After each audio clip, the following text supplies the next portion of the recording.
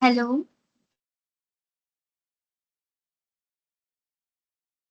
please raise your hands if you all can hear me.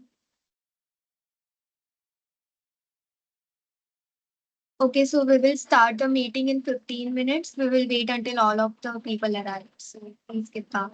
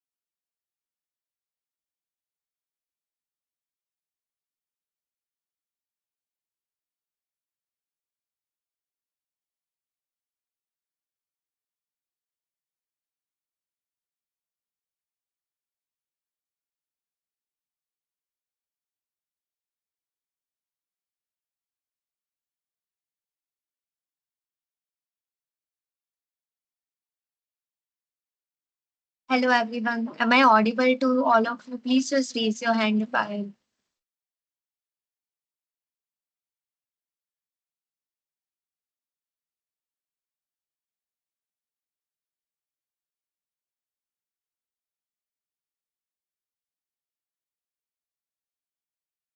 Okay, just wait for 5 to 10 minutes. We will wait for everyone to come and then we'll start with our session.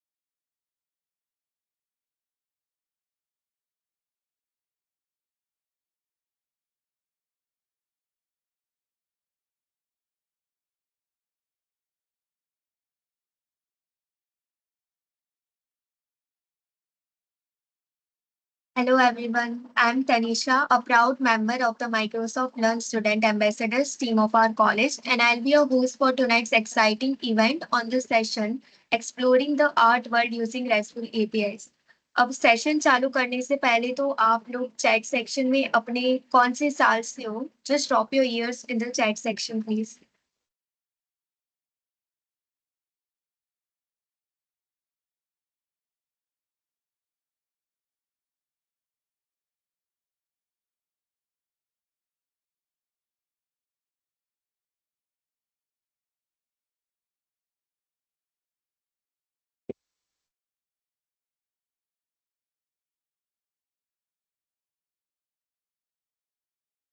Hello, everyone.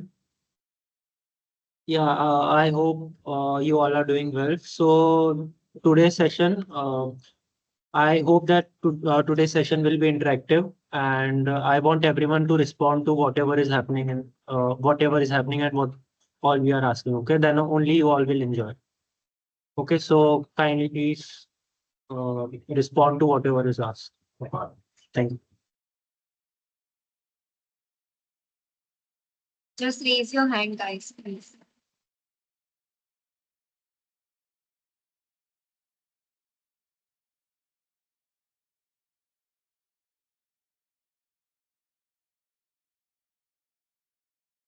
Okay, so I think the chat isn't available, so it's okay. Let's start the session.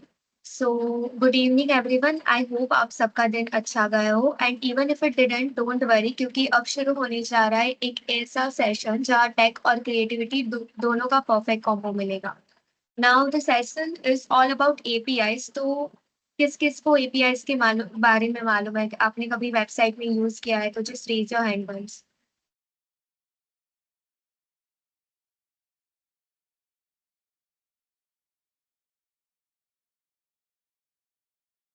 So many people are have very good knowledge about APIs.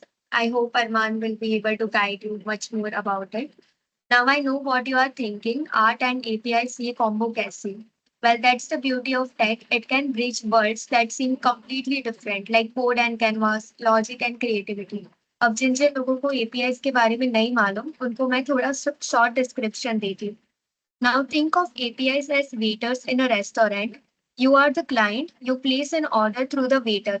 ये जो waiter है, he is an interface that is called the API, and they communicate with the kitchen, the server, to bring what you ask for. In our case, the menu is the data available on the internet, including art collection from museum, artist database, or trending box. And RESTful APIs help us access that smoothly and efficiently.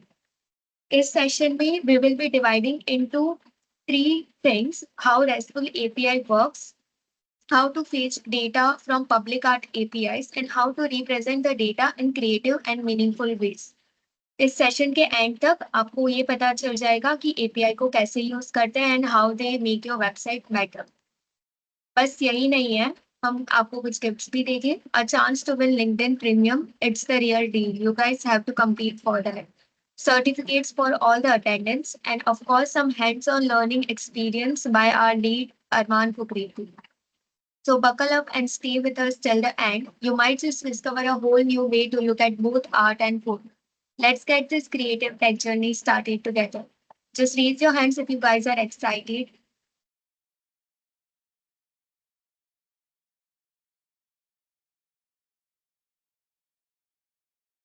If there are many people that are not raising their hands, please just raise your hand so I know that you are present right now.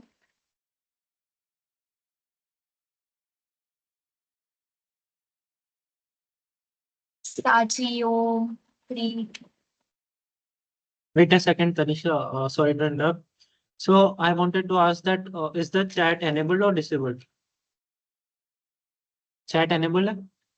Because it is showing in me that No, it's it's enabled. disabled. It's disabled. Well, Yeah. wait a second. Here it's showing it's enabled. That's why. Wait.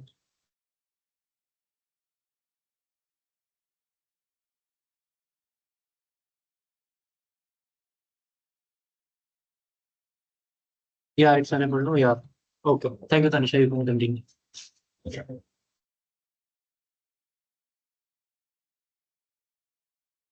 Okay, so now we will not wait further much. I will pass on to Arman Kukreti. I hope you guys like this session as much as I do. So, Arman,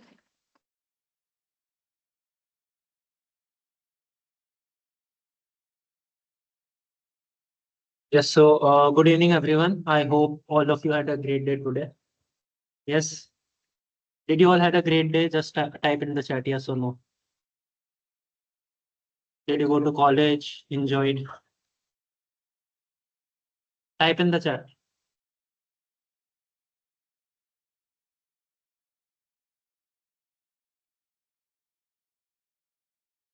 Everyone, make this session a little interactive so you will also get to know new things. You will also means enjoy the session. It should not be like I am just saying and you are listening and nothing is the output.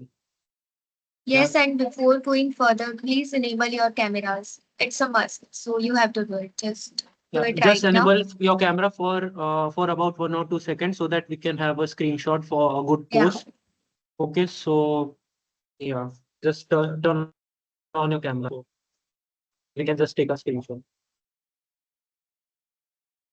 Everyone, we will be posting this on LinkedIn and everywhere. So just one so that we can take a screenshot. Yeah. Everyone,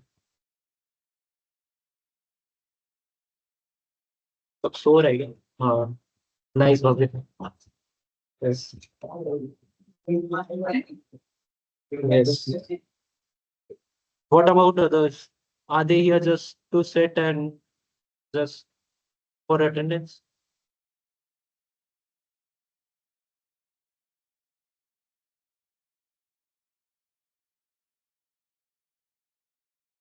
Harsh, Dhruvika, Anjali, turn on your cameras, everyone.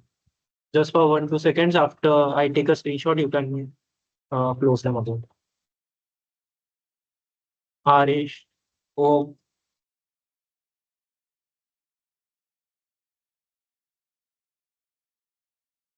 चलो यार जल्दी session start करेंगे जल्दी करो camera on तो थोड़ा अच्छा लगेगा ना लिखने में पोस्ट आएगी कि these all attended the sessions और ये सब Dhruvika Tanisha YouTube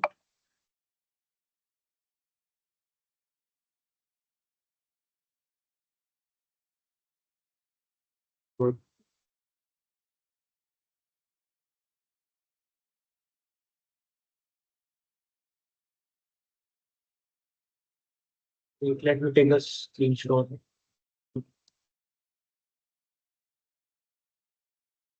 Okay, so you can turn off your cameras then. Thank you.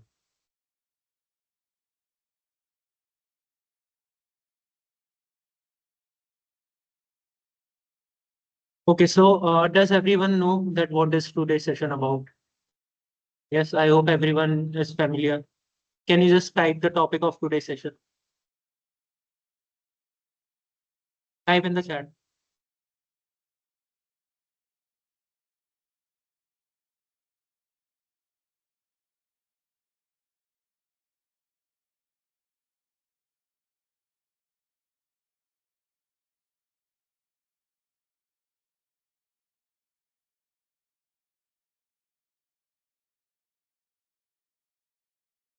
Yeah, you will be learning about REST APIs, and only Shivam is interacting, and he only wants to learn. What about others?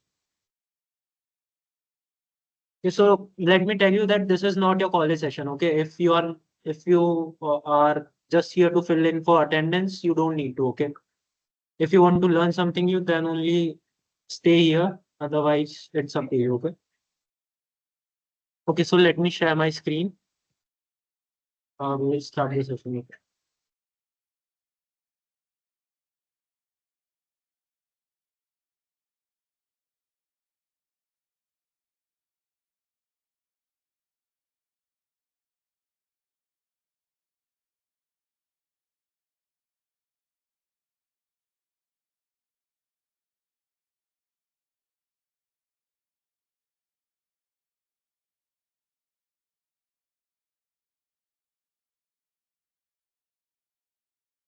Yeah, is my screen visible? Yes, type it in the chat if you can see my screen. Yes.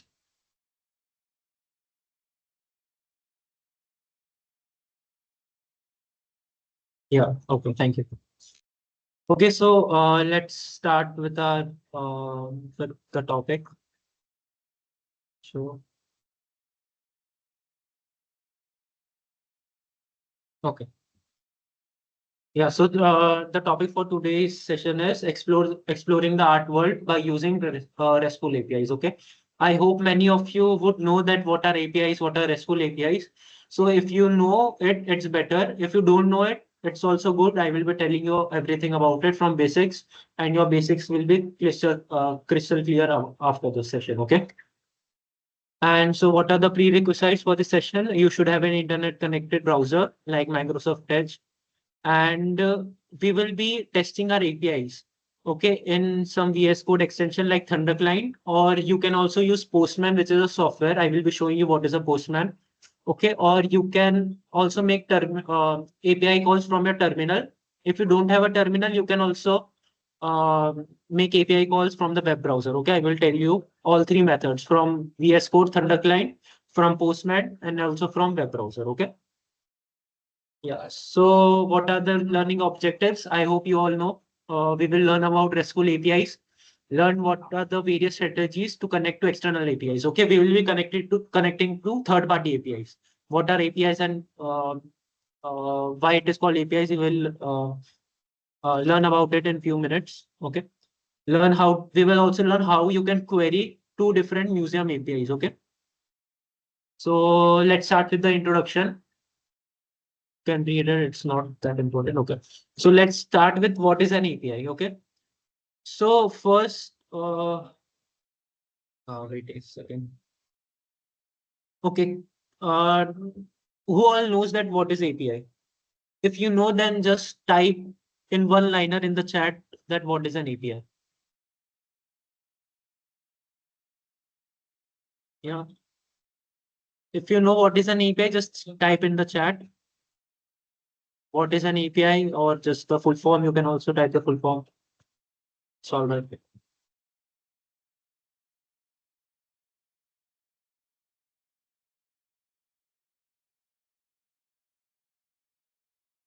Yeah, API stands for Application Programming Interface. Okay.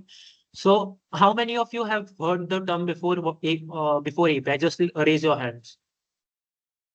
Who have just heard the term? It's not compulsory that you should know what is it, but just heard about this term anywhere in the college or from the friends. Yeah. Only this many? Okay, no problem. Okay, so good who have heard about it. Okay. Okay, so what is an API? So basically, API stands for Application Programming Interface, as you all know. Okay, so it is a full form. Okay, but what does it do? Okay, so you can view of API as a set of rules that allows two apps to communicate and share data between them. Okay, means what I am saying that if you have a computer here, means I have my computer, and if I want to get my data from, if I have a Google account, okay, and if I want to view my Google account data, okay, means what is my email ID and all. So what I will do, I will just call an API which will connect me to the Google server and fetch the data for me. Okay, so what is happening here? It connects two computers, or you can say API is basically connecting to applications. Okay, so this is what is API in short. If you want to know, it just connect to computers or it connects to applications and share data between them. Okay. Now, let me give you an example. If you didn't understood from this definition, like Tanisha told you that API is like, for example, you went to a restaurant and in restaurant you see a menu. Okay. And after seeing the menu, you know that you need to order anything you like. For example, you are ordering a dessert. Yeah. So it's not compulsory that you need to know that how that dish is being prepared, yeah, how it is being made. Okay. You just what you need to know is that how you need to order. Okay, so you order a dessert, and what you do, you just tell the waiter to bring that dessert to you. The waiter goes to the kitchen and they prepare the items in the back end. And after preparing, the final dessert comes to you and the waiter brings it on your table. Okay, so here what happens is that it's not necessary for you to know about everything what is happening in the backend or how the chef is making everything. You don't need to know it. What you need to do is how you can order the desired food. Okay, so this is what API is. API, you can think of API as a middleman. Okay, what API does? You just call an API. API connects with the server and the database. Does after all the processing, it brings back the desired data to you. Okay. So in the example which I gave, you can think of waiter as an API. Okay. Is this clear that what is an API? That are not logged in. Okay. Yes, I can. Yeah, wait a second.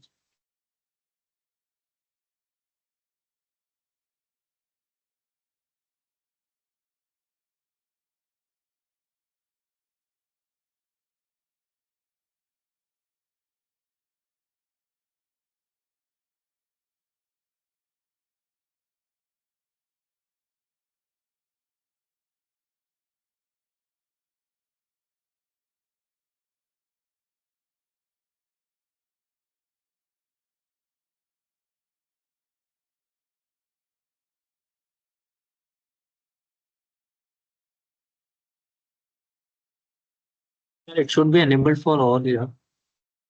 So not only experience.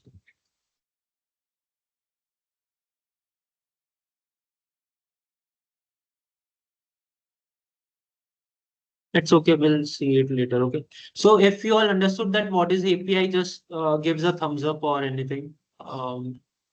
Who can access the chat? Just type in the chat if you got what is an API. Yes. So simply you can, you all got what is an API. It just act as a middleman between the client and the server, and the API brings the data to the client or the desired data to the client. Okay. Yeah. So let's continue.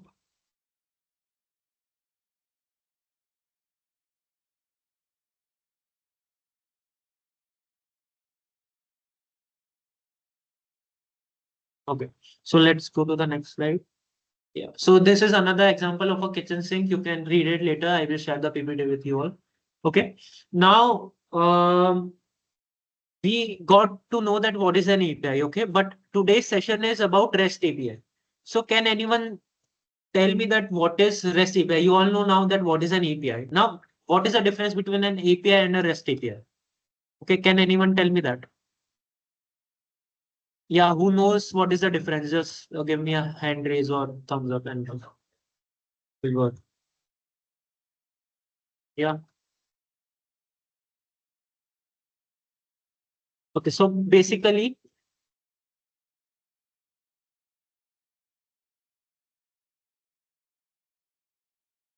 yeah. So basically, REST API is a type of API. Okay, there are many types of API like REST API, GraphQL API, SOAP APIs. Okay, there are many type of APIs, and REST API is a particular kind of API. Okay, so you can say that REST API is a subset of an API, and API is a superset. Okay, where all the other APIs also come. Okay. Now, to be precise about the REST API, REST stands for Representational State Transfer.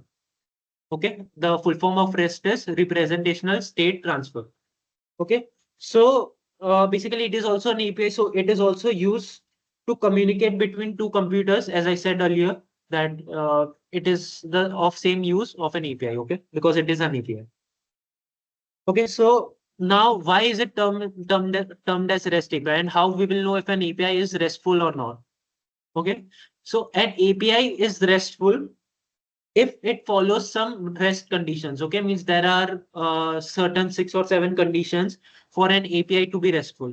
Okay, Okay, so there are about 7 conditions for an API to be RESTful API. Okay, so if those 6 conditions are fulfilled by an API, then you can say that this API is a REST API.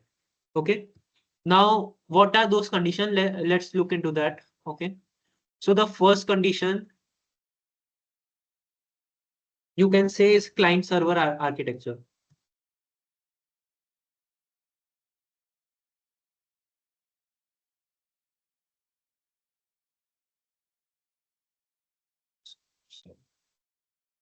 Okay, the first is client server architecture. Okay, the first requirement, it means that it should have a client server architecture, means the API should be called by a client and the API should connect to the server. It should interact with the server. So this, if there is this architecture, then one of the conditions is fulfilled to be the REST API. Okay. Now the second thing is stateless communication. Okay. Now what does it mean about stateless communication? Okay, what does it mean? So basically, stateless communication means that whenever you are calling an API, the data of the client or the client data is not stored on the server. Okay, like if I am calling any API, so my data will not be stored in the server. Okay, just the data will be passed to me, and server will forget that anyone named Arman had visited me. Okay, so this is called stateless. Now there is another type also, which is stateful, which is not a part of RESTful API. But what does stateful means? Stateful means that the uh, client data or the client data is also stored in the server. Means I am calling an API, and that API connects to the server, and the server is storing my data. Okay, then it will be known as stateful.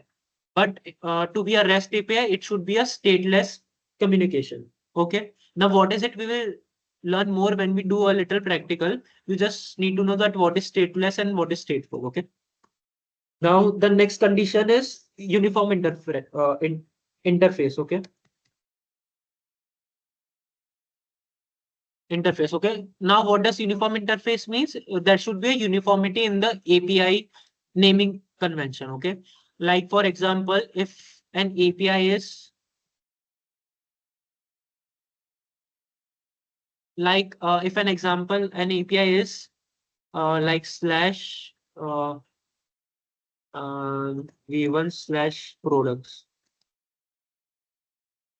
Okay, so an API should be like this. It should not be v1 slash.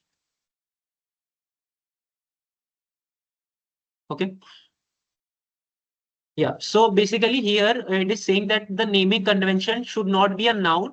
Instead, it should be uh, it should be what the data it's giving you. Okay, basically it is a good practice which is being done in the RESTful API, that if I want to access all the products, then my API should be whatever is the prefix, and after that products, if I want the products. Okay, neither it should not be like that get products. Okay, it should not be a noun. Instead, it should be a name, which it is a name which specify what kind of data the API is giving to me.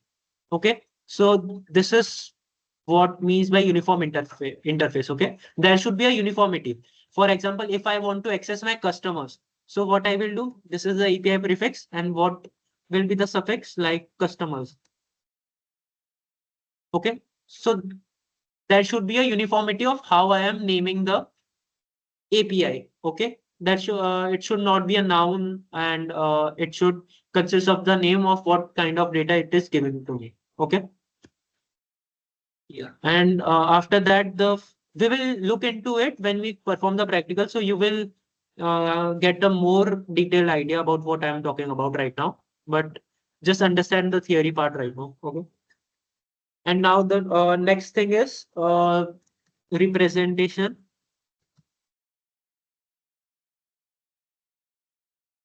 in JSON or XML. Okay.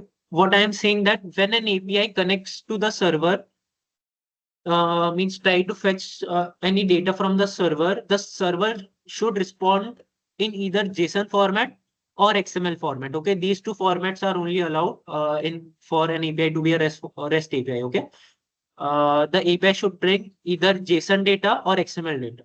Okay, now what is JSON data? I will tell you about it. Okay, and then next is it should be a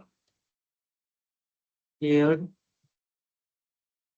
layered system. Okay, it should be a layered system. Now, what I mean by layered system is that uh, let me give you an example. Like whenever you are trying to visit any service of Google, like you are visiting Gmail. Okay, so what happens that it is not like that you every time connect to the database. It's not like the API you are calling every time connects with the database. What happens that there is a layer like first is caching,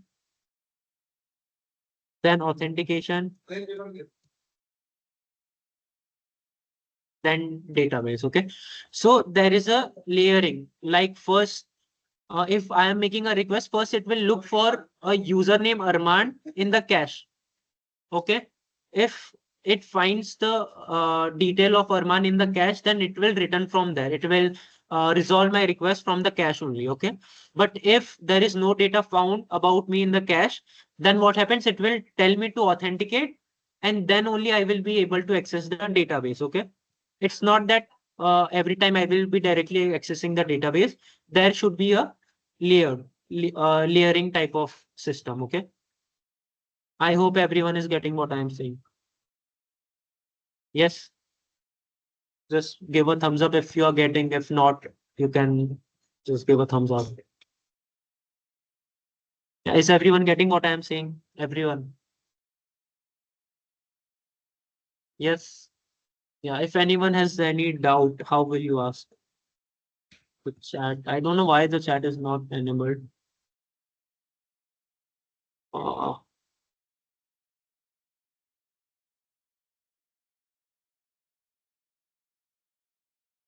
Issue one more time for the chat, Michael. This is not.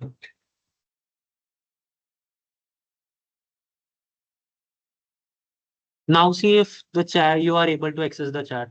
Now just try to type anything. If you are getting it right, just comment something.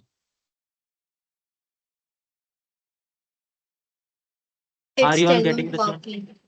No, Yeah, it's not working. it's not working. Why it's not working?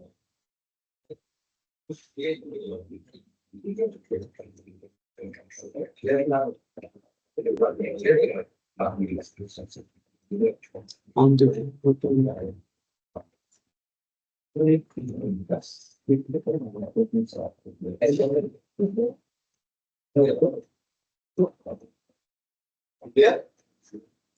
Are you sure it's not working? Because see here it is showing me it's on. No, the only response is that chat isn't available due to a certain Oh. policy. So is the question answer section available? Instead of chat, is the question answer section available?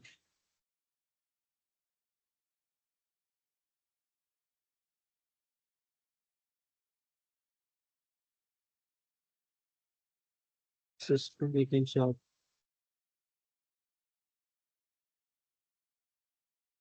Question answer session. Yeah, yeah. It's available. Okay, okay. So you can just chat with me or ask your doubts in the question answer section. Okay. So yeah, thank you. Yeah. So I hope everyone is. Wait a second. Wait a second.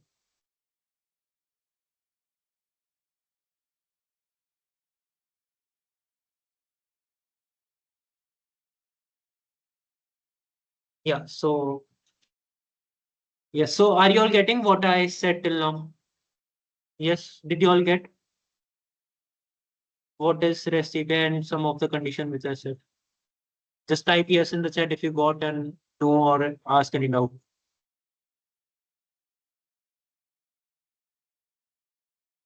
ऊपर okay, yes. ठीक. Uh, okay. Okay. Sorry. Yeah. So first is client server architecture. Second is stateless communication. Third is uniform interface. Fourth is representation in JSON or XML. Okay. Fifth one is layered system. Okay. It should be a layered system which should have, it can have any layer, but I am just mentioning here the basic layers like caching, authentication, and DB. Okay. Yeah. Okay. Now, yeah. Okay. Now the sixth condition is it should use HTTP methods for adoption. Okay. Now, let me tell you that this REST API, okay, what does REST mean? Let me type here also. What is the full form of REST? REST means representational.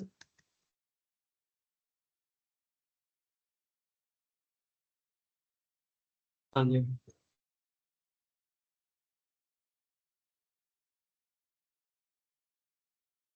REST means representational state transfer. Okay.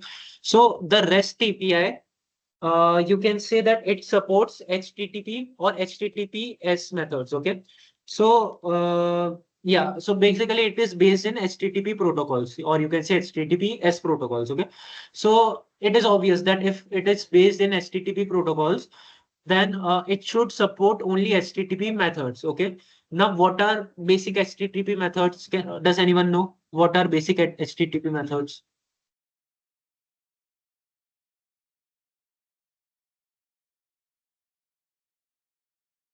Yeah, just type in the chat, means this question answer.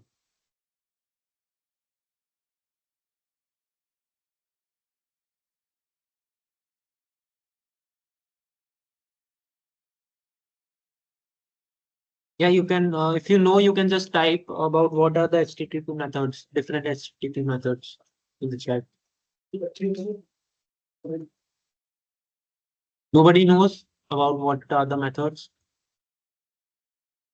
Yeah, so Vedanti, you are right. So basically, what are HTTP methods? Uh, okay, so first HTTP methods is method is post. Second one is get. Third is put. Fourth is patch. Fifth is delete. Okay, now what does this mean? Okay, so uh, now yeah, now what does this mean and when you can use, when you have to use which method? Okay, so basically when you are means updating anything in the database or you want to change anything in the database, like if I have a Microsoft account and if I want to change my name in my Microsoft account, okay, so what I do, I just type my name, my corrected name. From Arman, I will write Arman Kukreti. And after that, when I save the changes, okay, what happens that in the backend, it makes a post request. Why post request? Because it needs to update the database. Okay. So whenever you are doing anything like updation or you are changing any field, you make post request. Okay. Now, what is get request? When you make get request is for fetching the data. If I want to fetch any data from the server, I will make get request.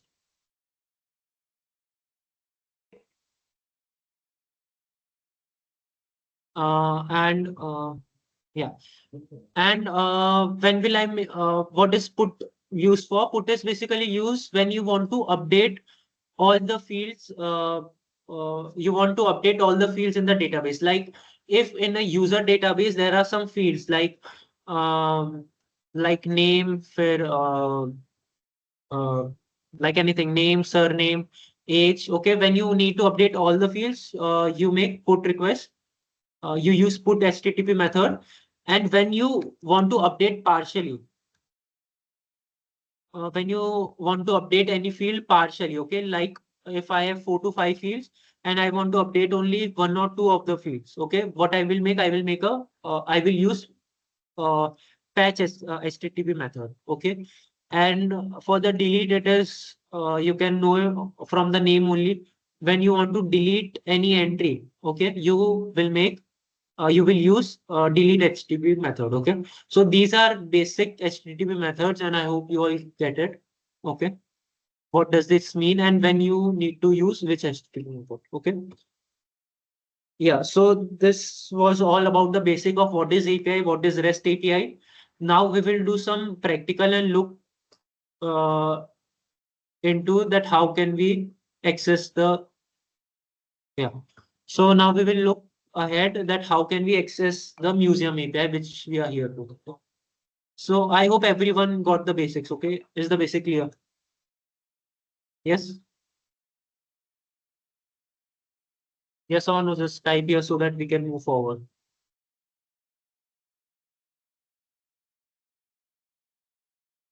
Everyone. Yeah. Okay.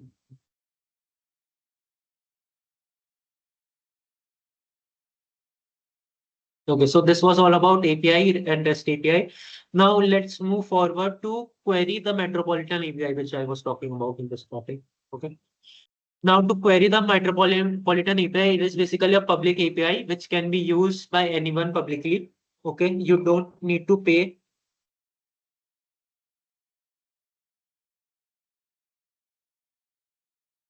Yeah, wait a second. Uh, Wait a second.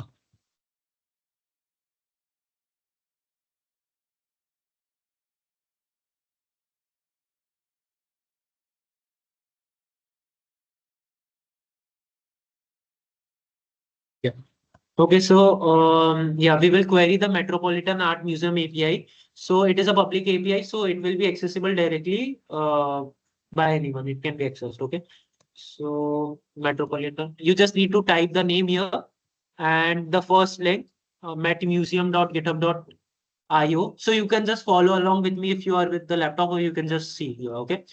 So now let me tell you some of the basics that whenever you are querying an API or whenever you need to access any API, okay? So the first thing you need to do is to explore the API. Now, how can you explore the API if it is a third-party API? If you are making your own API, then you know that what you are making, okay? But when you are using a third-party API, so the first thing you need to do is to check out the documentation and explore about the API. Okay, because until and unless you don't explore about it, you will not get to know that which API is of which use. And like I said, you need to know that which dish you want to order in the restaurant. Okay, and if you don't know which dish you want to order, you cannot order anything. Okay, you will end up hungry. Okay, so to access any third party API, first read the documentation and get to know about what is the API about and how and which API gives you what kind of data. Okay. Okay, so yeah, this is the documentation of that API, the Metropolitan Museum of Art Collection API. Okay, now here there is something written about it. Okay, I have already read. You can also read it. Okay, now the main thing is this contains about this. It contains about data sets of more than 4,70,000 artworks from all over the world. Okay, it also consists of uh, historic art forms also. Okay. So now, yeah, let me tell you one more thing that third-party APIs, this is the free one. Yeah, now there are many other APIs also, like there is also Google Map API. You can also use Google Maps API. Okay, so this I am showing you for an as an example. This will be very helpful if you want to go in the development field. Okay, because APIs are everything. Because datas are everything in today's world. Okay, so if you learn about how this is working in this single API, you will have an overview about how you can query other APIs also. Okay, like how can you query the Google Map API or News API. Okay, so just concentrate, and if you have any doubt, you can ask me about. Yeah. So now there are certain endpoints. Now, what are endpoints? Endpoints are, you can say, URIs or URLs, which when you call, they give you some type of data.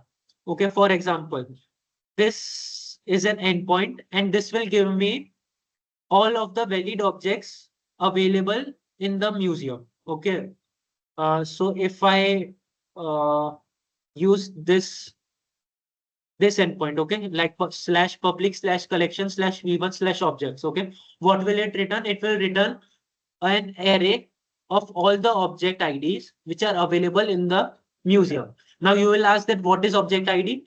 Now everything present in the museum has an ID. Like there is one painting, it has ID 1. Another painting will have ID 2. If there is another thing, it will have ID 3. Okay. So everything which is available in the museum has a particular ID. Okay. Now, see here it is written that you need to use the get HTTP method. Okay. If it is not given, okay, then also you can know that it will be a get request. How you can know? Because what are you doing? You are just fetching the object data. Okay. What are you fetching? The object IDs. Okay. You are not updating anything or deleting anything. Okay. What you are doing, you are just fetching the data. Okay. So for fetching the data, which method is used? Get method. Okay.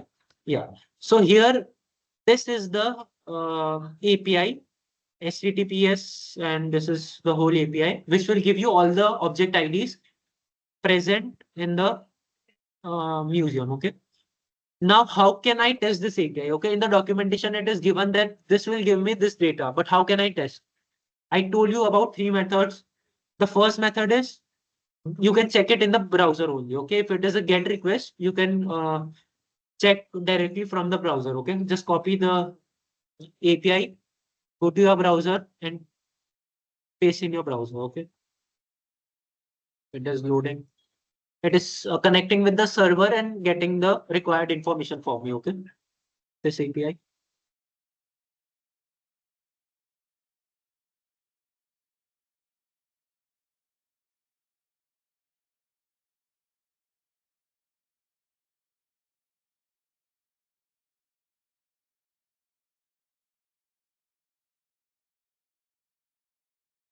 Yeah, let's see. Okay, till then, let me open my VS Code also to show you in Thunder Client too.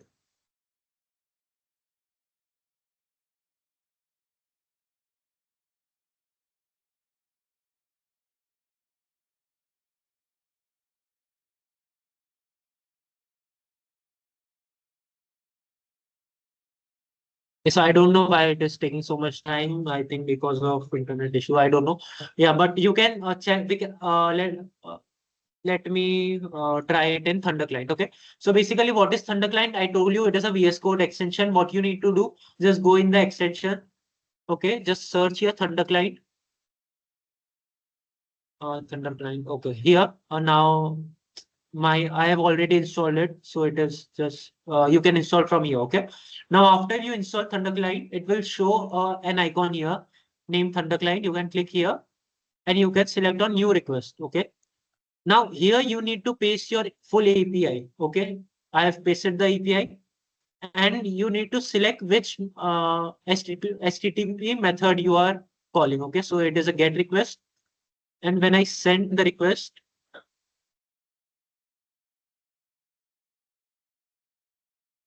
why is it taking so much time?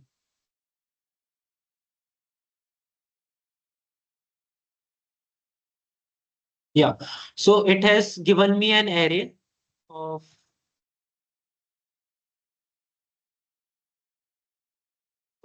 okay. Okay, so it has given me an array of objects. Okay, like in the documentation. Yeah, here also in the browser also it has given me.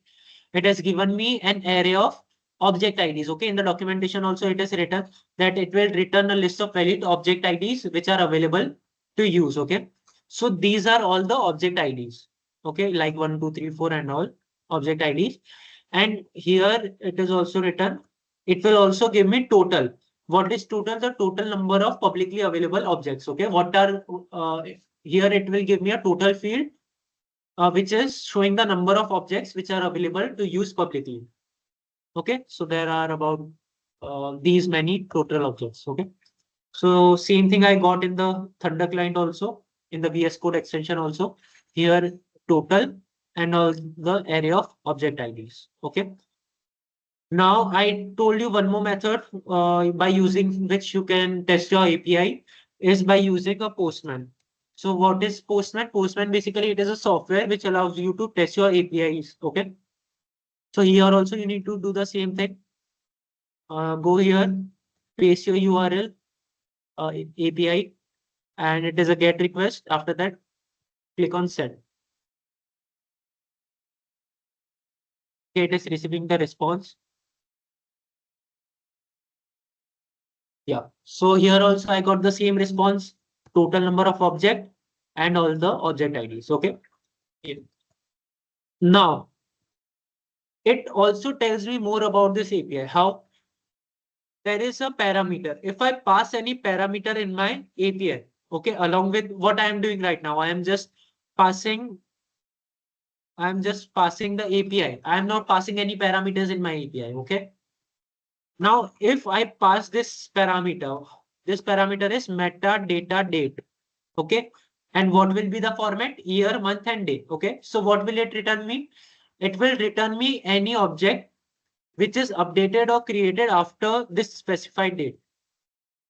Okay, do you get it? If you pass this parameter, metadata date, in this format, year, month, and day.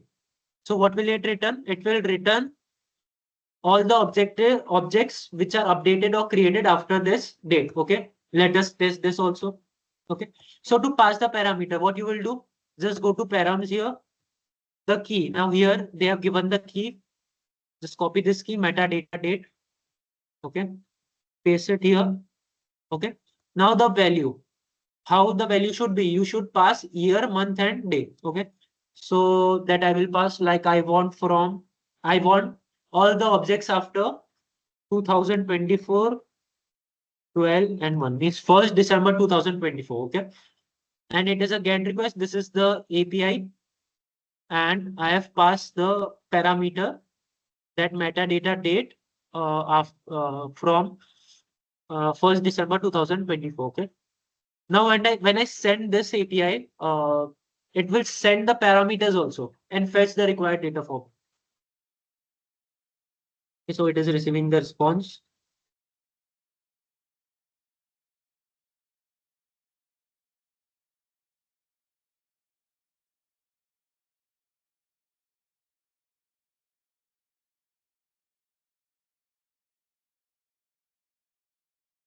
Speaking time.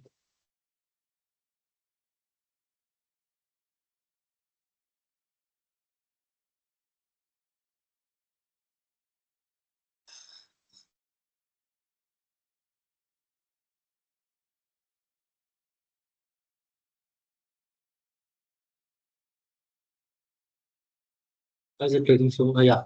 So it has returned me again total. So now if you compare the total number of objects, it is less than what we got previously without passing the date parameter. Okay. So yeah, these all are the object IDs which were created after this date, okay, or updated after the date, okay. So this is one of the parameter, and other parameter is department IDs, okay. Now there is a field name department, means there are different departments in this museum, okay. We will explore about departments as we go forward, and we will explore about this parameter after we get to know about what are departments. Okay, now you don't know what is department and how can you pass this parameter. Okay, so we will explore this parameter after we explore the department field. Okay, okay. So this was all about how can you access the objects. Okay, object IDs. Okay. Now another API means another API endpoint. Okay, this was the first endpoint. Okay, this endpoint gave me all the object IDs, or when I am passing the parameters, it just filtered it out. Okay. But now this is another endpoint. Okay. Now this is an endpoint which return the record of the object. Okay. Now if what is this doing? This is just giving me the object IDs. But what about I want to know more about what is in object one or what is in object two? Okay. Are you getting that what is in object one? No, you are not getting from here. Okay. If you want to dive deeper, that yeah, object one, but what is there in it means what I will get to see. Okay. So for that, you can use this endpoint. Okay. Now, again, you are fetching the data. So it will use get HTTP method. Okay. Now just copy this API endpoint for yeah, I will Thunder client. Paste it in your Thunder client. And here it has given a field of object ID in square bracket. Okay, what does it mean? Uh, yeah, here it is given that object, the unique object ID of for an object. Okay, so instead of object ID here, you need to pass the unique ID, means the object ID which you want to explore. Okay, for example, I want to look into object ID 62. So what I will do, I will just copy this API endpoint. Okay, paste it in my Thunder client. Sorry. Yeah. And I will just type the object ID that I want to, sorry, I want to explore, like object ID 62. Okay. Okay. It should be a get request and send. Okay. See, now it has given me a full overview about object ID 62. Okay. What is object ID 62? There are some more parameters. Okay. And it has also given me an image link. Okay. Now let's check this image link, that what is inside it.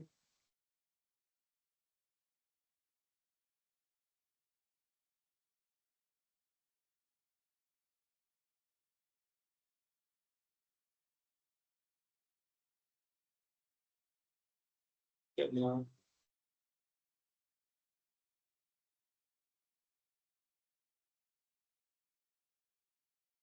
Yeah.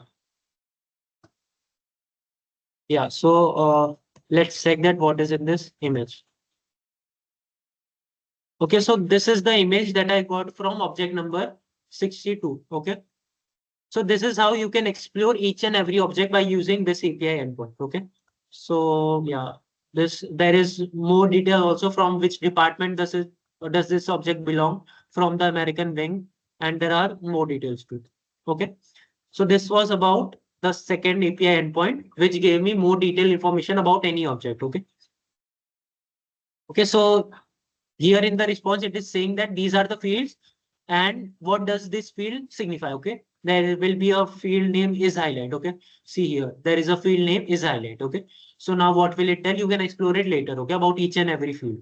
Okay, these all are the field that I will get when I um, call that API endpoint. Okay, so these all are the, okay, yeah. Now let's move on further to the department endpoint. Okay, like I said for earlier, that there are some departments in the museum. Okay, now this is the API endpoint which will return a list of all the departments. Okay, now what will it be? It will be a get request. Okay, so just copy the API endpoint, go to your Thunder client, paste this API endpoint, and click on send. Okay, so what is it giving me? It is giving me an array of departments where each and every department ID with display name is written. Okay, like for example, department 1 is for American decorative art. Okay, department 3 is for ancient Near Eastern art. Department 4 is for arms and armor, and so on. There are about 21 departments. Okay, means 21 number, 21 IDs of departments. Okay.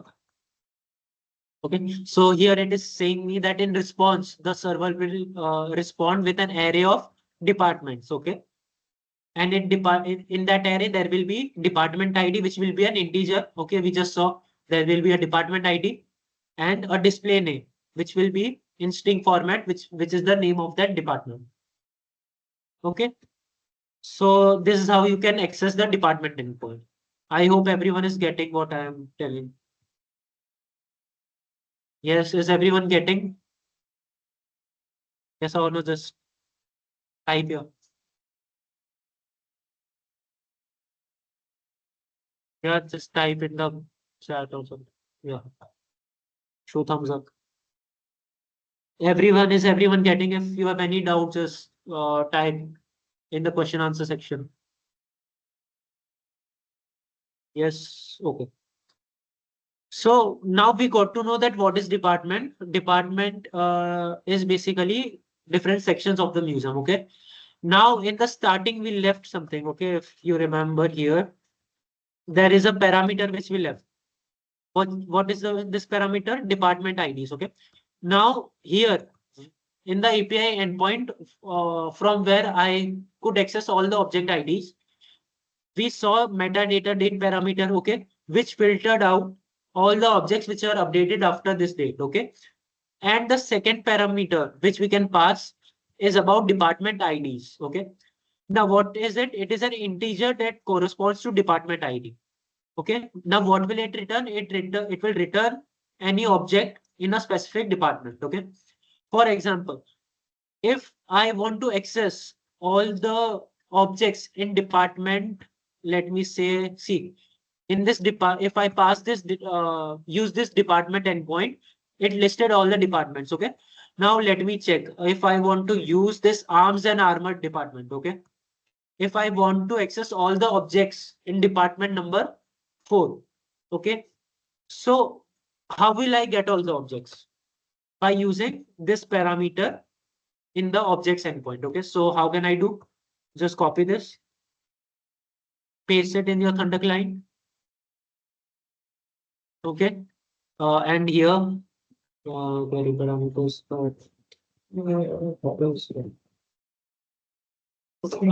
Just the parameter pass department IDs. And what is the ID for arms and armor? It's 4. Okay, so I will pass 4.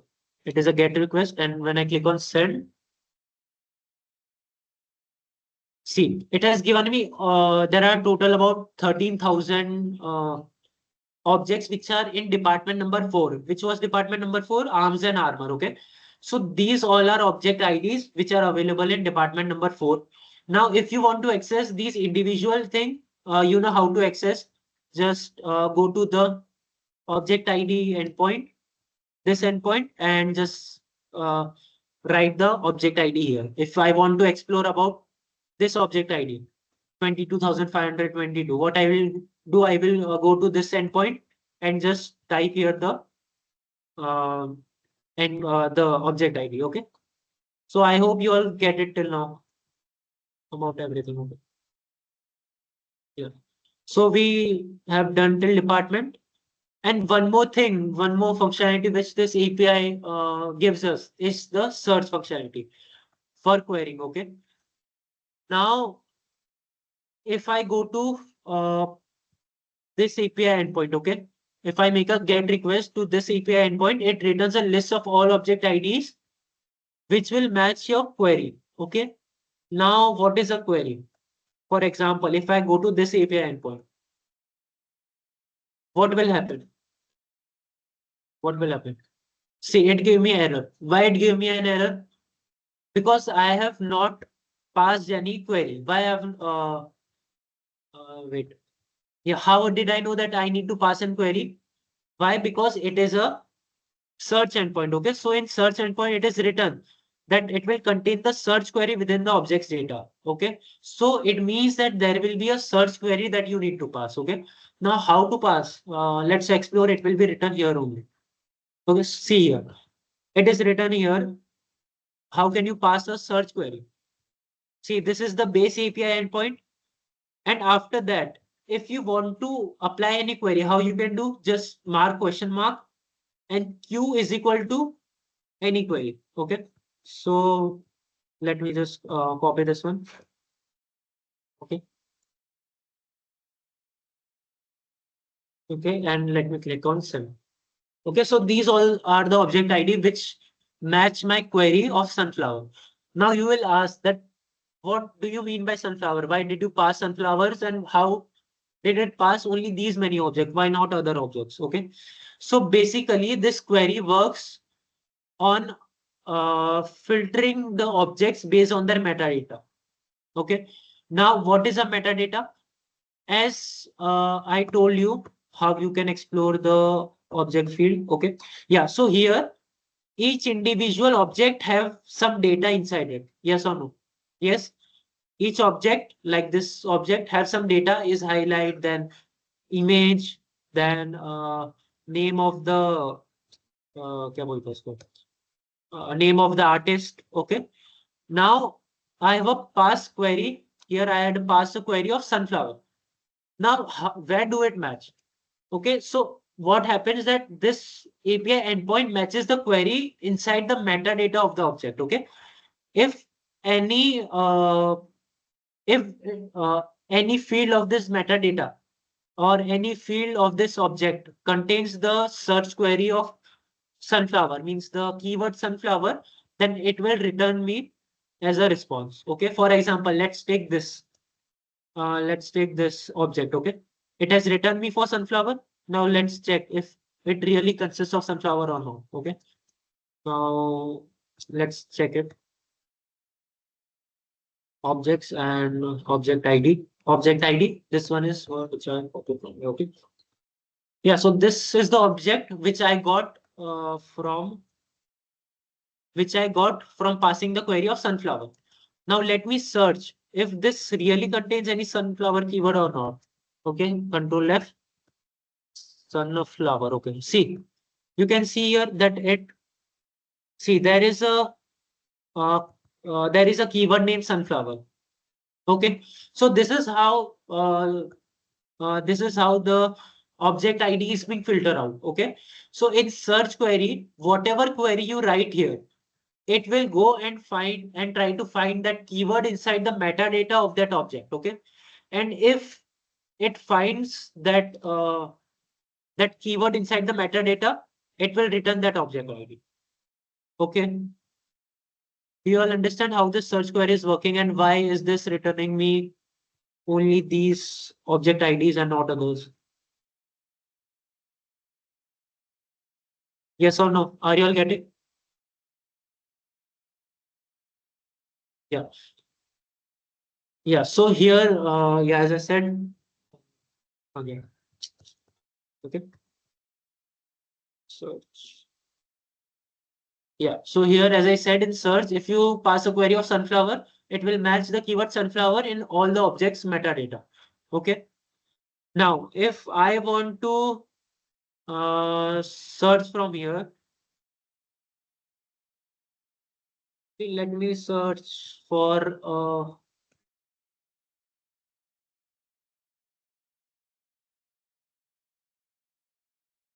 Van Gogh. No? Oh, it's Van Gogh. Okay. So let me search if I see now I got to know about the overview of what is now I got to know the overview about how this API is working and what are the functionality that it provides me. Okay.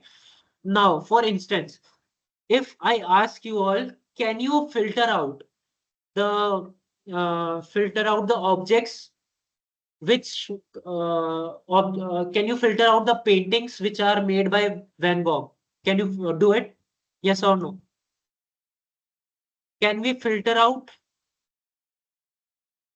Yeah, V1 stands for versioning. Okay, so basically in this API, you would have noticed that see here, there is V1, then there is further uh, further endpoint. Okay, so what does V1 stand for? It stands for versioning. Okay, so if you in future there can be version 2 also of the API. Okay, so to keep track of the versioning, you just add V1, V2, V3 as a prefix. Okay, so it is a good practice. If you don't put it, then also it's all right.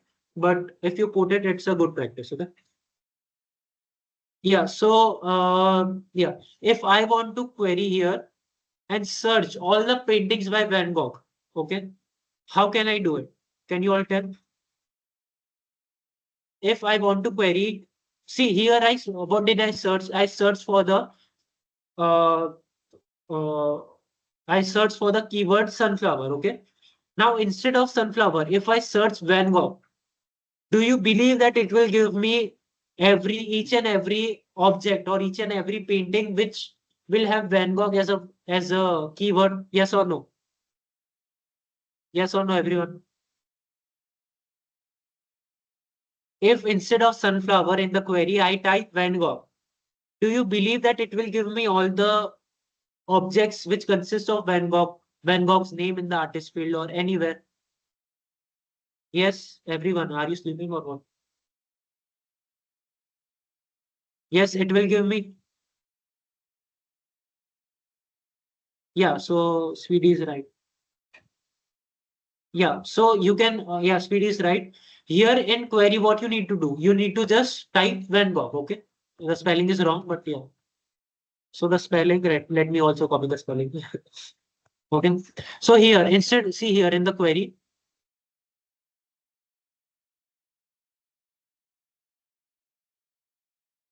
yeah, see here in the query, instead of sunflower, what will I write? I will write Van Gogh. Okay, Van Gogh, okay. Yeah, so you can pass as a parameter also here, query Q is equal to Van Gogh. Pass to Van Gogh. Okay. Now when you send it, see, now it has returned me all the objects which consists of Van Gogh. Okay, now let us test. Does this really belong to Van Gogh? How can we test? Just go to the API endpoint and API endpoint for this for going deeper into this object ID. See, I'm copying this object ID 4365333. I will go here and just put the object ID 4365333. Okay. Now see here. Here, see, in the artist name, what is given? Vincent Van Gogh. Okay. So now I have also learned that how can I get the data of a particular, you can say, yeah, of a particular artist. Okay. By just querying the name of that artist, and it will try to match that name inside the metadata of the object. Okay. So yeah, it was easy. Okay. So this is how you can do the query. Okay. Yeah, so this it was still here only search. Yeah, so I hope you all got that. How can you query the Metropolitan Museum API? Yes or no? Yes. Yes. Yes. Any doubts till now? Please free to ask. Please be free to ask. What no, Bhavik? What you did not got? Yes, Vedanti got it. Any questions? Just ask me in the chat. Because see, this thing, this is a very important topic. Okay, if you want to become any mobile developer, web developer, or software developer, okay, everywhere APIs are used. Okay, and APIs are also used if you want to be a front end developer. And if you want to be a backend developer, you need to create this APIs. But if you are a front end developer, this all thing is for you. In front end, you need to do all these things only. You need to call the API, get the data, and show that data in the front end. Okay, so this is very useful for everybody. Okay. Yeah. So wait a second. Yeah. So we have explored this Metropolitan API. Now let us make it more challenging, a little more challenging. Okay. Like for example, now I got it that how to query base. How can I do a query? Okay. But what if I want to uh, what if I want to get objects which are from department 1 and 2 only? Yeah, you can say from department 1 and consist of Van Gogh as a painter. Are you all getting what I am saying? Now, if I am typing here search, then Q is equal to Van Gogh. Okay. Now, what is this returning? It is returning all the object ID from all the departments. Okay. Now, what if I want from only department number 1? Okay. All the object IDs which are made by Van Gogh. How can I do that? How can I do that? Can anyone tell me?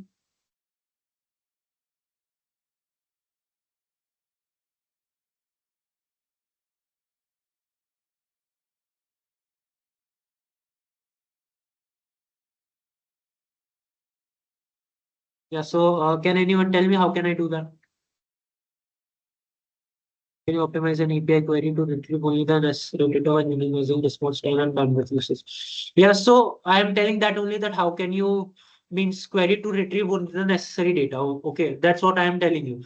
You can pass a query field, and the question I just asked that how can you get Van Gogh's painting only from department number 1. Okay. Right now, what is happening? It is returning you from all the departments. Okay. Now, what if you want from only department number 1? How can you, what should you, which API, what should you write in the API query? Okay. What should you write in the API query if you want to access Van Gogh paintings from only department number 1?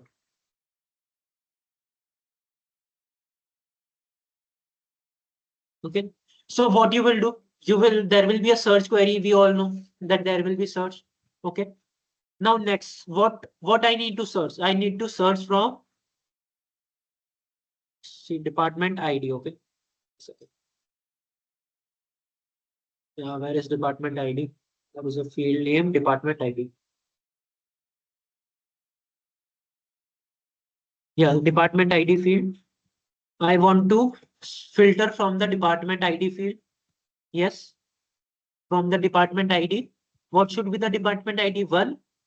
And I will use an AND operator. You all know what is AND. Okay. And my query will be Van Gogh. Okay. Are you all getting? What I did? I hit the search endpoint. And in this search endpoint, what I want, the department ID should be 1. And the query which I am running means the keyword that I want to search is Van Gogh. Okay. Now let me send this query. Okay. So there is uh, there is no object ID in department number 1, which consists of the keyword Van Gogh. Okay. Now let's search in department number 3. Okay. Let's search in department number 3. Okay. So department number 3 also does not have a second. Wait. Am I writing the wrong query? No, it is right. Wait a second. Why is it happening? Wait a second, yeah. Hmm, let's go to the documentation.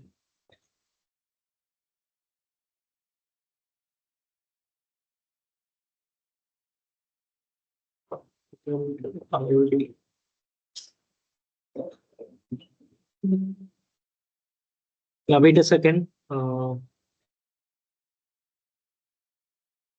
Yeah, see here, yeah. It's department ID. Yeah, it's the same thing.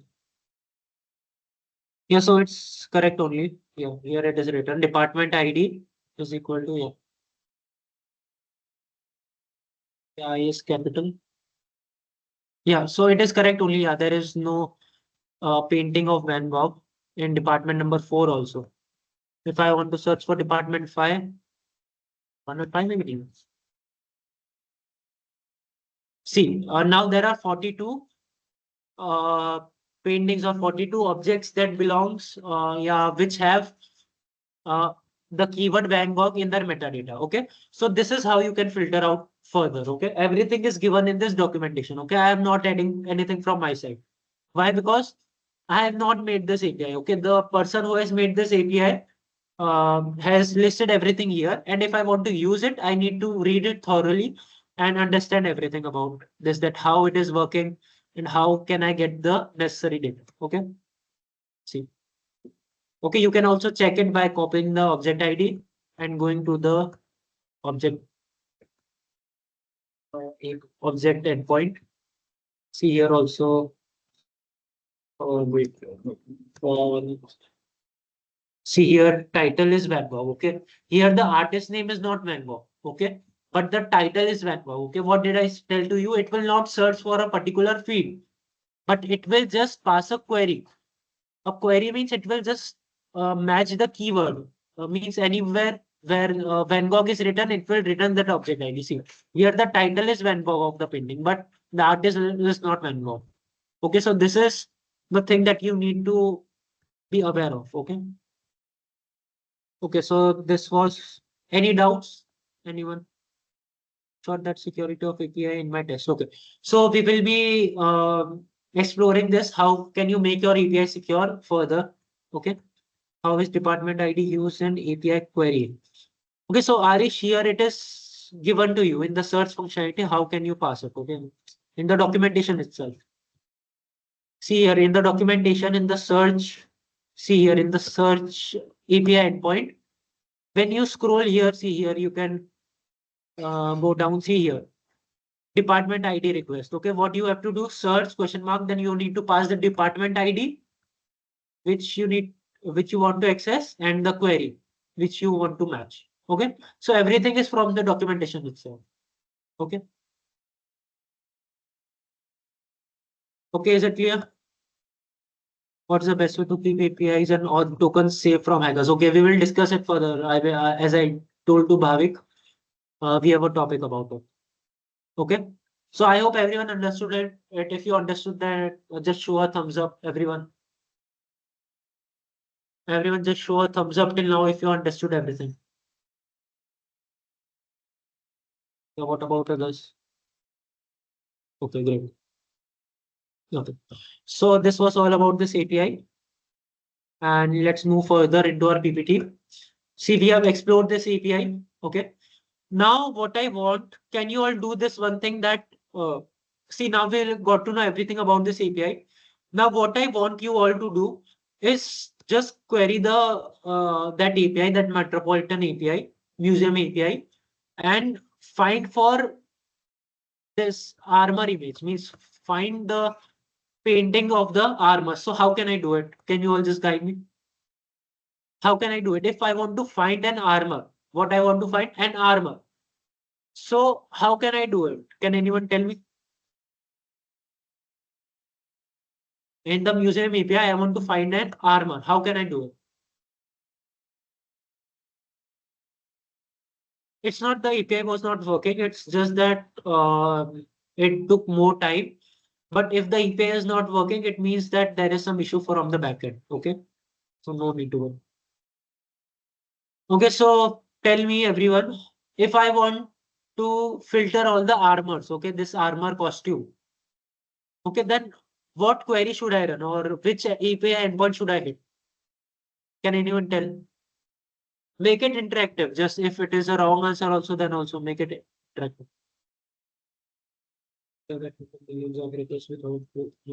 Yeah, we will discuss this further. Yeah. So right now, answer my question. That how can you get this armor from the departments? Means from the API. Which API you will hit? Which API endpoint you will make request to? Nobody? No one? Okay, so first thing, see, when we explored the department API, there was one department name which we there was one department name which was some arms and armor. Okay, so we are sure of one thing that it will be in the department name arms and armor. Okay, if you want to check the department names again, you can just go to the department API, see the department API, copy this, paste it here. Okay, see here, department number 4 belongs to arms and armor. Okay. Okay, so I am now clear that I need to search in department number 4. Okay. Now what I am doing, I need to search. Okay, I am searching for any armor costume. Okay. So for searching, what I need to do, I need to hit the search endpoint. Okay. So where I will go to the search endpoint, copy the search endpoint, and yeah. Okay, what I will do, I will go in the search endpoint. Now I want armor. Okay, armor costume. Okay, so what query I will write? First thing is I will sort by department ID. Okay, why? Because I obviously know that armor will be in department number 4 only. Why? Because its name is only arms and armor. Okay, so what you will pass? You will pass department ID. Department ID. Department ID is equal to 4. And now you need to write a query. Okay. Now, what query you will write? The query you will write is the description about the armor. Okay. So what is this? This is just a costume of armor, you can say. Okay. So this is what you will write. Just you will pass a query to an ampersand and pass a query is equal to arms. Sorry, costume armor. Okay. So this is what you will do, and you will send the request. Okay. See, now it returned me some object IDs, which is from department number 4 and have the keyword costume armor. Okay. So this is just what I thought that I should put in the query. Okay. So this is the query that I made. You can put something else also in the query. Okay. It's not compulsory that this is only the query. Okay. So now let's check if this really is the armor. Does this really contains the armor? Okay, so let me copy this object ID. Go here, paste the object ID, and let's check. Okay. Now see here the department is arms and armor. Okay, so one thing I got correctly that this object is from arms and armor. Okay. Now if you want to check that is it an armor or not, what you can do? See here there is a field named primary image. Okay, what it will give you? It will give you the image of the object. Okay, so let's copy the image URL and paste in the browser. Okay, wow, see this is an armor. Okay, so I've successfully got the armor. So okay, so this is how you can query your API and get the necessary data you want. Okay, you can filter out the data you want. Okay, so what will happen if you filter the data? See, it can also happen that I take all the objects. Okay, there is no need of filtering. Okay, but when you are when you want a highly optimized application, okay, what you need to do, you need to show only the essential data. Okay, you don't need to show the things which are not necessary. Okay, so to show the necessary things, what you need to do, you need to filter it. So how can you filter? You can filter using the query or the search functionality or anything which is provided in that particular API. Okay, okay, I hope you all got it. Important in database management. Database management and API. No, department ID is not important. It is important in this particular API. This API is of, see, this API is of Metropolitan Museum of Art Collection API. Okay. So department ID is something in this particular API. Okay. Now, if you access the API of Google Maps, there will not be department ID. Okay. There will be no department ID. Okay. There will be something else. So you need to read its documentation. Okay. Okay. So yeah. So let's move forward. Yeah. Now this is how we queried it. Okay. This is the summary. Now see, let's move on further to what are the authentication strategies. Okay. Now tell me, did I was there any authentication process in this museum API? Did I require any authentication to access this museum API? Yes or no? Did I require any authentication? Type in the question answer or no, yeah. I didn't require any type of authentication. Why? Because it was publicly and there is no authentication from the backend only. Okay. But there are many APIs which require authentication. Okay. Now, one thing is that whenever you use authentication APIs, okay, means where there is an authentication required, okay, you must check whether it is an HTTPS, which whether it is using an HTTPS protocol, okay, to keep your data secure, okay, nothing else. Okay, now next, using HTTP protocols to authenticate, okay, okay, okay. So now how? Wait a second. Yeah, here there is something written like bearer. Now, what is bearer? We will learn about it further. Okay. Let's move further. API keys. Okay. API keys का cover आते हैं. Sure. Okay. Yeah. Okay. So now what happens that as I said that some API require authentication. Okay. Now there are various ways to authenticate. Okay. There are numerous ways. Okay. One way is that when you are passing this API, okay, when you are trying to access any API, like I have written the API endpoint here. One way is that what you can do in the headers, yeah, in the header section, what you can pass authentication, sorry, authorization. authorization, and you can pass here bearer and the token which you are given from that API. Okay.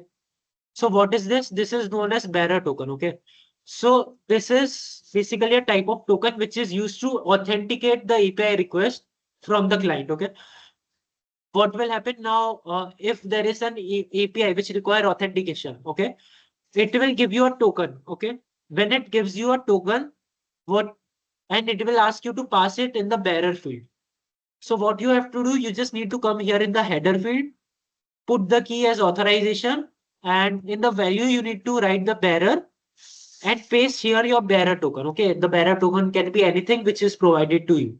Okay, and after that, when you send the request, you can successfully access the data. Okay, otherwise it will give you error that you are not authorized to access this API. Okay, do you understand? Did you get what is bearer token? It is type of a token which is given to you so that you can access the API which is not publicly available. Okay, means which requires authentication. Okay, so it is basically used for authentication only. This bearer token. Okay, so I hope you all get it. No, what happened? Smith? What happened, Smith?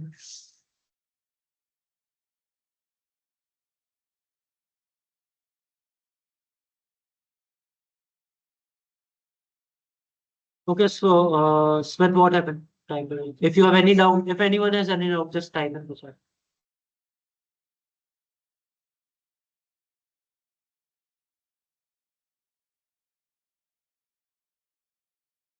Just, process. Okay. So if anyone has any doubt, did you understand what is bearer token? Just show me a thumbs up. Okay.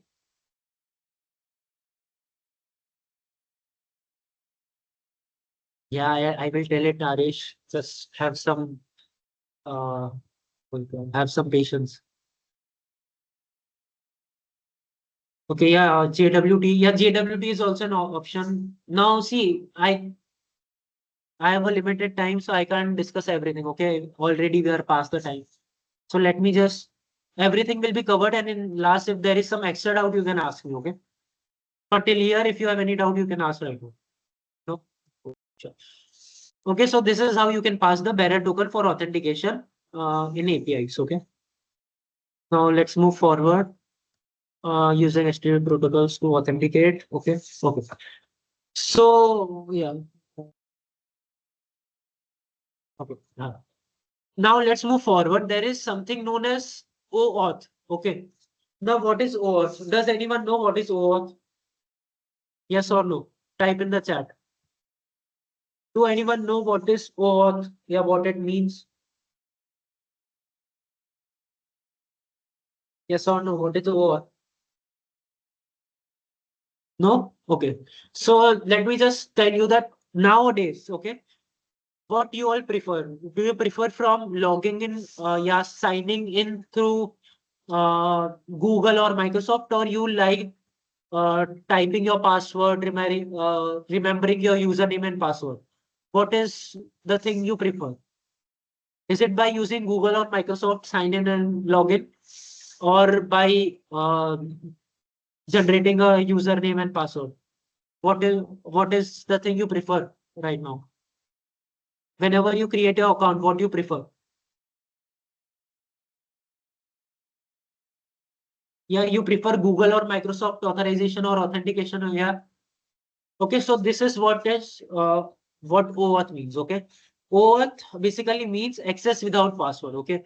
So basically you have seen that in many websites there is a sign in option from Microsoft or Google. Okay. So what you do instead of remembering the password, what you do, you just use a Google or Microsoft account to authenticate in another website or any other application. Okay. So this is what you do. Okay. So this is what OAuth means. Okay. Now you can think of OAuth basically for an open standard for authorization. Okay. Which allows any third party application to go and authorize. you from any other service provider. Okay. For example, Google or Microsoft can be a service provider for any social media app in which you are logging. Okay. So what happens is that the third party app in which you are trying to log in tries to get your information from the Google or Microsoft, which already has your data. Okay. So this is all about OAuth. Okay. Now there is an architecture to explain you about OAuth. There is an architecture which I have already made here. Okay. Yeah. So this is the architecture. Okay. So from this diagram, you will get to know it more better. Okay. So this is me. And if I want to log in or sign up from a third part in a third party social media app. Okay. So what will is it uh, for example, I want to access a social media app and I want to link my Microsoft photos. Okay, means I want to link my photos to this app. Okay, so what will happen? It will first ask me, this app will ask me that do I want to link my Microsoft photos? It will ask me yes or no. Okay, if I click on yes, what will happen in the backend? It will make an API request to Microsoft authentication server. Okay, what it will do? If I click on yes, I want to connect or I want to link it to my social media app, what it will do? It will make an API request to the Microsoft authentication server. Okay. Now, this authentication server will send you an authorization page. Okay. Many a times you would have seen that whenever you try to log in from third party apps, okay, means like if I want to access my Microsoft my photos from any social media. Okay, many a times there is a pop-up from Microsoft that some XYZ app is trying to access your photos. Do you want to allow or not? Okay. So this is what it will ask for. Okay. What are you giving? You are giving it authorization. It will go to the Microsoft authentication server, and this server will respond through a Microsoft authentication page. Okay, and ask you whether you want to allow this XYZ application to access your photos or not. Okay. Now, if you cancel it, if you say no, then nothing will happen. It will restrict it. Okay, it will not give your photos to the social media app. Okay, but if you click on yes, what will happen? Yeah, if you click on yes, what will happen? This request will go back to the Microsoft authentication server, and an authentication code will be generated for this third-party social media app. Okay. What will happen if you click on yes? This request will go to the Microsoft server, authentication server, and an authentication code will be generated for that social media app. Okay. Now that social media app has got the authentication code, so now also it cannot access your resources. Okay. What it need to do? It needs to make again the API call to this token endpoint. Okay.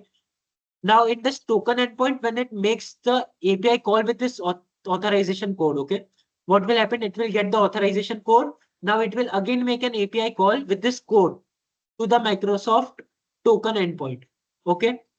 And what will this return? It will return an access token. Okay. Now what is an access token? Access token will basically provide this social media app the access to access the photos of you from the Microsoft account. Okay. So yeah, it will give the social media app the access token. Now using this access token, it will again make a request to the resource server. Okay, now it can make a request to resource server. It will make the request here, and now in the request, this access token was passed. Yes. So now this resource server will confirm from this Microsoft authentication server that is this authentication token, yeah, is this access token correct or not? Okay. Now, if this authentication access token is correct, it will grant you the access to the all the resources and photos. And if it's not correct, it will restrict it. Okay. So this is the workflow which is followed in the OAuth process. Okay, I hope you got it. If you didn't, then I can explain again. Token based authentication for API authentication Google. भावे कितने percent पूछ रहा है Google ECS, it can change access code after a half an hour. Yeah, so there is a time limit for access code and authentication code. Okay, so let me tell you one thing. What is the difference between auth code and access token? Okay, the auth code, it is a code to tell that this is a valid application. Okay, now when this third party app makes a request to the Microsoft server, it makes request with auth code, okay, telling that this is a valid application, okay. Then only it will receive an access token which will be used to access the resource, okay. So what will happen? First, authentication code will be generated. Then using authentication code, an access token will be provided using which you can access the resources. Okay. Yes. Did everyone get it? Yes or no? Just show a thumbs up. Yes. If you have any doubt, just ask it in the chat. No? Yeah. Okay. So this is the whole architecture about OAuth, and I hope you understood about OAuth. Okay. Now let's move forward. Okay, so now there is another API. Now I will not show you how to query it, but you can do it at home. It is another museum. So you can query this museum on your own and test your knowledge at your home. Okay, on your own. Okay. So now this museum API, it is basically it requires authentication. Okay, like in that uh, previous museum API which we explored, no authentication was required, but here in this museum API, authentication is required. Okay, let me just tell you that how do I know authentication is required. Just paste it at the Google and open the first link on Microsoft. Yeah, yeah. So here it is depreciated, but you can still access the APIs. Okay, don't worry. Okay. See now here, how do I know that I require any authentication? Okay, see here it is asking for an API key. Okay, in the API endpoint only, you can see here. If I want to access a collection, I will need this API. Okay, now to access this API, see it is asking an API key. Okay, now from where will I get this API key? Okay, now you need to read this documentation and explore that how you can get the API key. Okay, I think that you need to log in or somewhere it is provided the API key. You can explore it.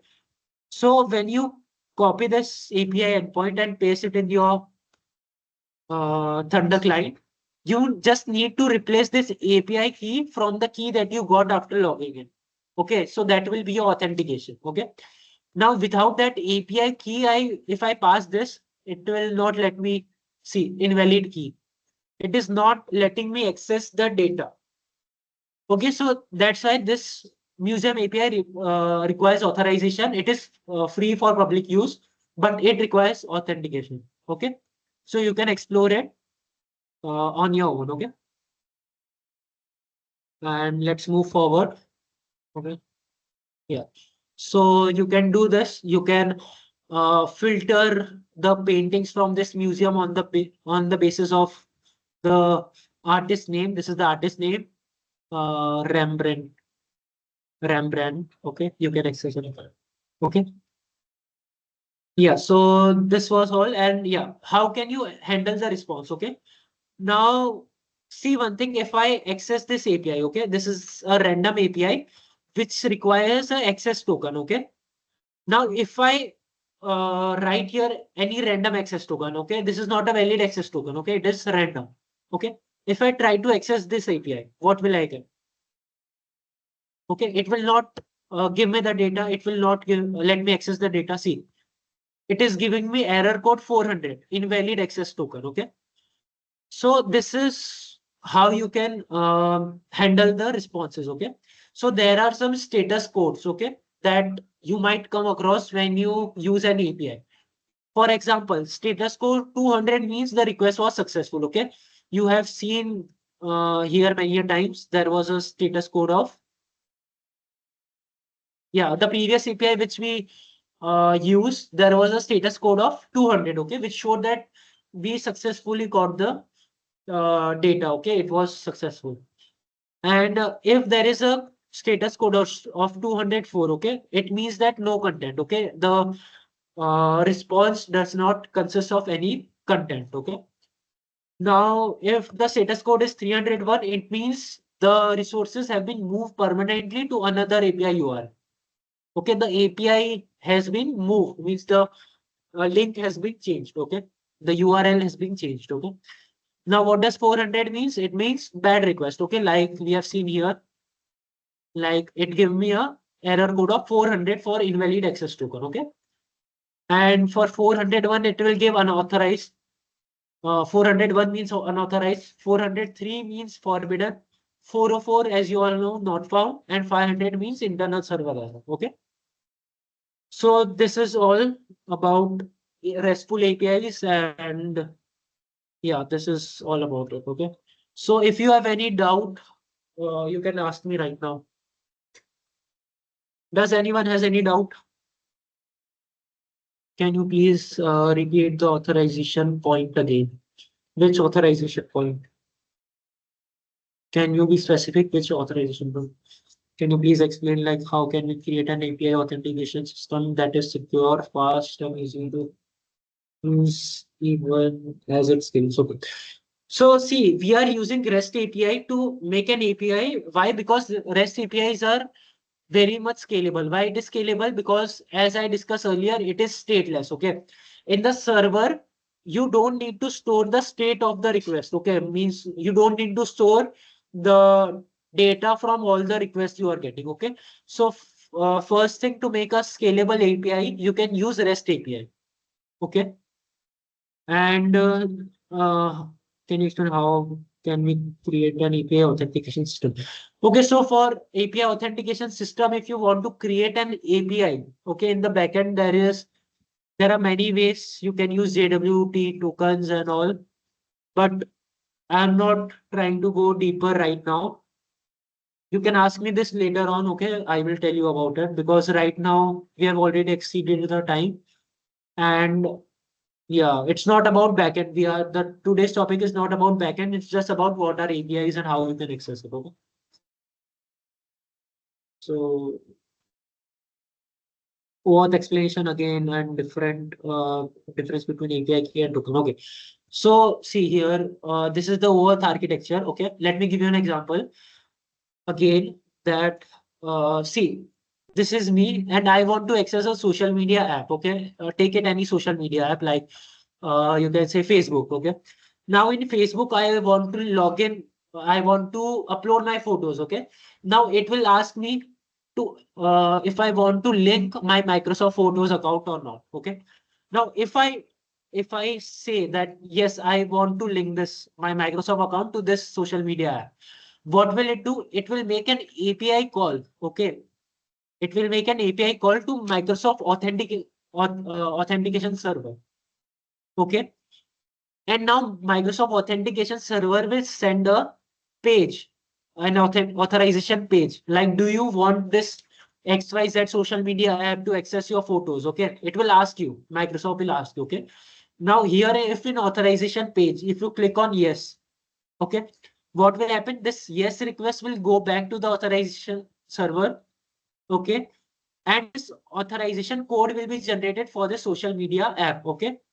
What is authorization code? Authorization code is a code which is used to tell whether it is a valid application or not. Okay, it means that if this social media app is uh, trying to get data from this Microsoft server, this auth code will help it to identify as a valid application. Okay, means a valid party. Okay, so when I have click yes here, it will generate the authentication or authorization code for this social media app. Okay, social media app will get an authorization code, and now using this authorization code, okay, it will make a request to get the access token. Okay, to this token endpoint. Okay, to this token API endpoint. Okay, now when it makes this request to this token endpoint, it will return a response as access token. Okay, what it will return? An access token. Okay. Now using this access token, uh, it can access all the resources of yours in the Microsoft server. Okay. Now using this access token, it will make again the request to this resource server. And now also there will be one more step for authentication, that this access token will be checked by the resource server that whether it's correct or not. Okay. It can be that wrong access token can be also passed. Okay. So here also the resource server will also interact with Microsoft server, auth server. Okay. That whether this access token I have got, is it correct or not? Okay. If the response is yeah, it is correct, then this application will get all the access to the resources what are available in the database. Okay, so this is what is happening. Okay, did you get some tools I would use for API? Yeah, I just told you what are the tools. Um, one is Thunderclient, which is a VS Code extension. You can also use Postman. It is basically a dedicated software for uh, testing APIs. Okay, I hope it is clear for all of you. Any doubts? Okay, it's clear. Okay. So now I would like all of you to give your responses. Means there will be a quiz, short quiz. I will share a link. And like we did last time, that the top two people who give correct answer or who score the maximum points will get LinkedIn Premium. Okay, so I will be sharing the link where you will be giving the quiz. Okay, wait a second. Just let me share the link.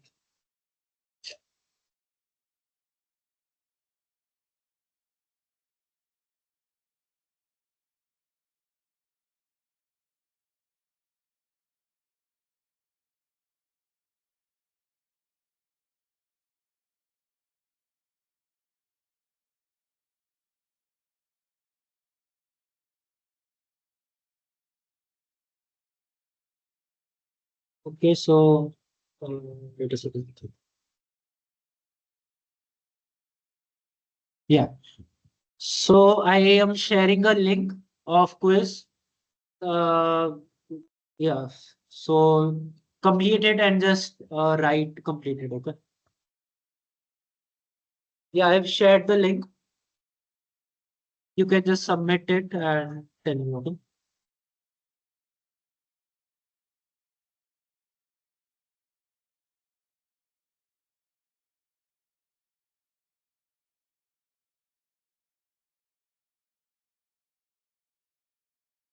Yeah, link Arish.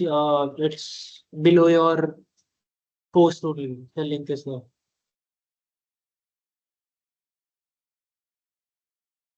I've pinned it. In. Did you all get it? Just raise your hands. Link is not opening. Why is link not opening? I checked it. It's opening here.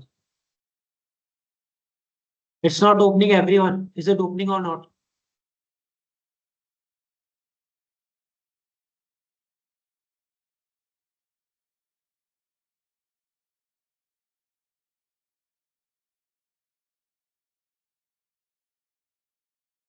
Yes. Okay. So just do it and type in the chat that how it was and did you find the session helpful or not. Okay? Just complete it right now. Complete it right now only. Okay. Don't look.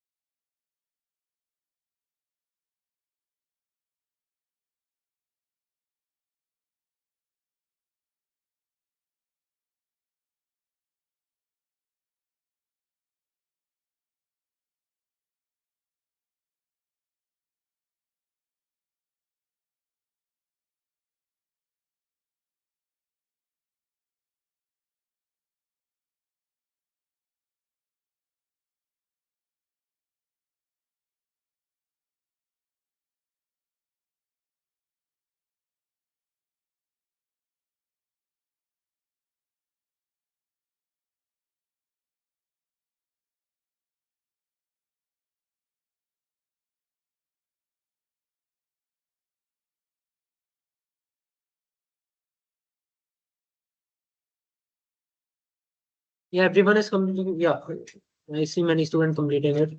Yeah, good, great. So, did you find this session useful today? Did you get to learn something new? And was it helpful? Did it clear your concepts about APIs and all? Yes, everyone. If there's any doubt, you can ask me right now. Okay? I can answer it. Yeah.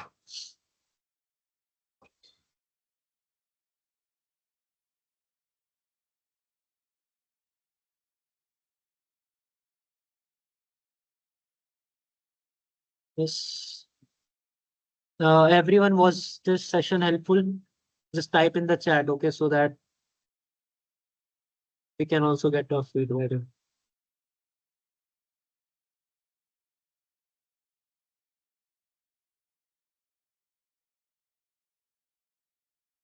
Completed, okay. Okay, and one more thing.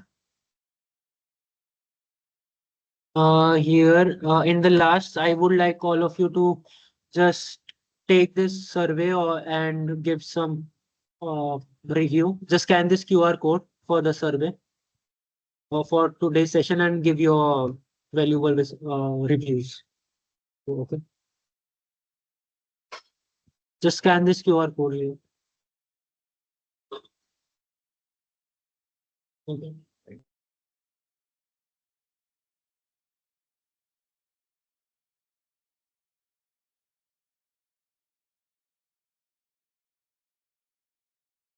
Okay.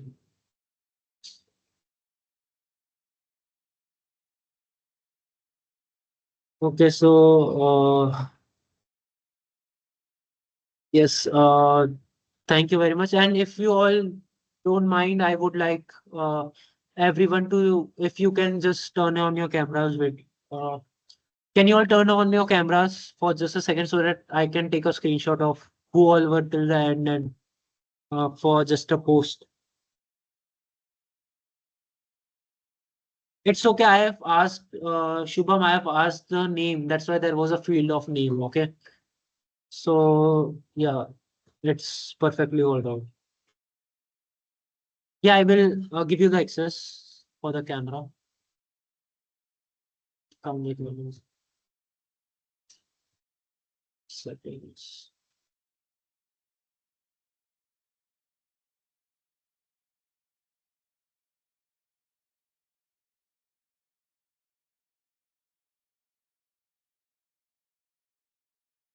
Okay, so everyone please turn on your cameras if it is possible for just a post. Everyone, Speedy. Oh, Vancham. Everyone, yes. Smith, everyone.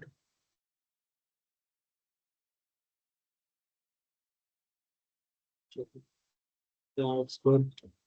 Harsh, Smith, Anjali. Wait, yeah, do it fast and quick screenshot. Tanisha. Tanisha, open your camera.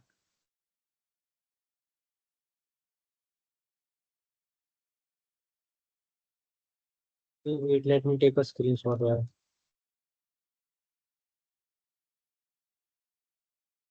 Okay, thank you everyone for joining today. It was a really great session, I hope. Okay. So thank you all of you. If you have any doubt, you can ask me right now. If you don't have any doubts, you can leave. Okay. Thank you. And we will tell you the results that who all got the LinkedIn Premium and through message. Okay. I hope you all are there in the group, WhatsApp group of GDG. Yes, we will be sharing that, circulating it there. Okay. Thank you everyone. Thank you. Thanks for joining. Thank you.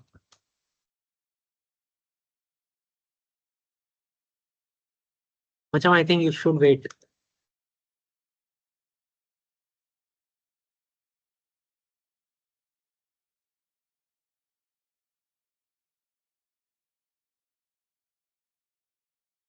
Good night, everyone. Yeah.